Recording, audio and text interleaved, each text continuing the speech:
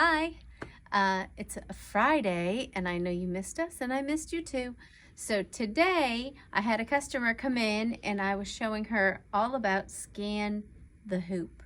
So sometimes when we are placing a design and maybe I have a line I want to follow or I want to see what it's going to look like on my fabric, I could do an audition maybe of what's this design gonna look like on this particular fabric. So we have a bunch of ways of doing that, but I will share one with you today. So we're gonna look at scan to hoop. So if I look here on my screen, I have my embroidery. And this is where I was earlier. I'll put it like this. So you would have just a blank screen and I can come down here to hoop options. So with hoop options, I can pick my hoop.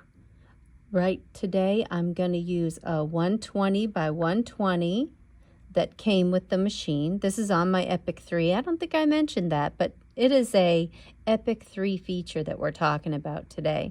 So here are my regular hoops that come with the machine, and then these are my hoops that require a hoop adapter. The hoop adapter comes with it, so no big deal.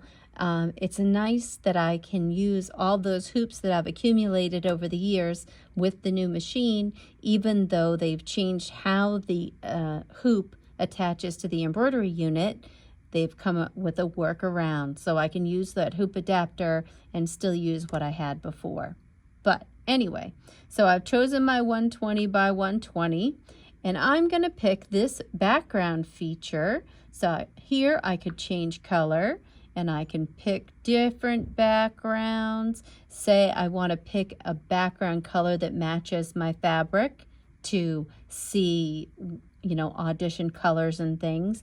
Or maybe I want to pick a color that's not in my embroidery design so that when I'm looking at what thread comes up next, like if I have a white background and I'm looking for white thread, it's not going to show up. So sometimes I'll just pick a random color that's not in my design so that everything comes out and I can see. But today we're going to talk about this scan to hoop.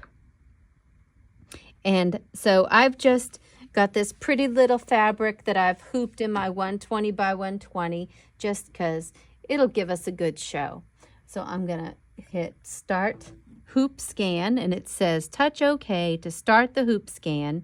Remove the presser foot for best results. So if I took my Q foot off, I would get a better picture of the fabric or what's in my hoop. But I'm a lazy girl, so we're going to leave it on there.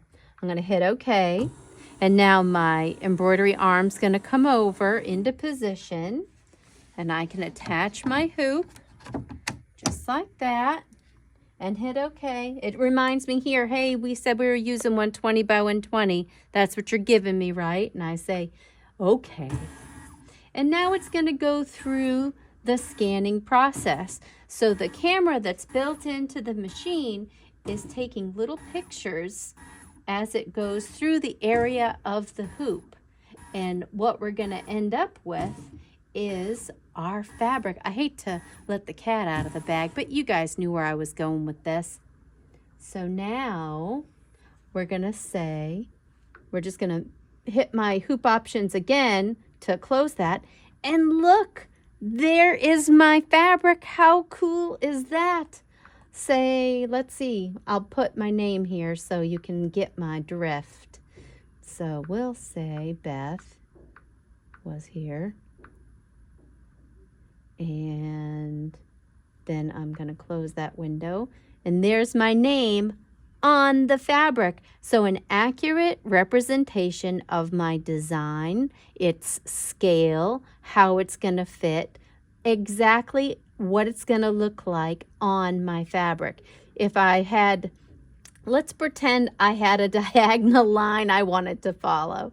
I could take this little dot here and I could adjust.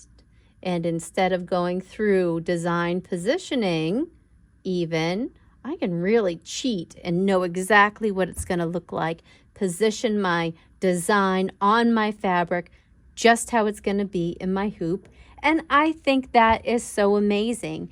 And I know you do too. Let us know where you're from in the comments. Let us know if you've used this feature or any other features you would like us to go over. I know there's a bazillion and three, and there are not enough hours in the day, but I will do my best. And that's all I have to say about that. Keep stitching.